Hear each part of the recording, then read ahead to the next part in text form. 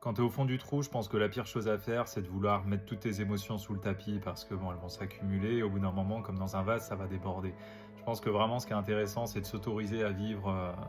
ses émotions, à se dire quand ça va pas, quand il y a de la tristesse, quand il y a de la colère, d'hurler, quand il y a de la tristesse, de pleurer, quand il y a de la frustration, de l'évoquer, quand il y a de la déception, bah, de pouvoir simplement aussi s'autoriser que, ouais, on a le droit d'être déçu et que ça se soit pas passé comme prévu. Parce que tu vois, je viens d'accompagner un chef d'entreprise là et bon visiblement au bord du craquage, besoin de restructurer quelque chose, un schéma qui l'a amené au succès aujourd'hui et qui l'amène plutôt à la limite du burn-out. Et c'est parce qu'aujourd'hui on est parti justement au fond de ses tripes, dit comme ça c'est pas très classe, mais c'est là que se trouvait vraiment le fond de sa pensée, le fond de ses émotions et ce qui le faisait vraiment vibrer, les points de friction. C'est ça qui a permis de mettre en lumière qu'aujourd'hui le schéma qui l'a amené au succès est le schéma qui est en train de l'autodétruire et qu'il y a un autre chemin à prendre. Donc vraiment c'est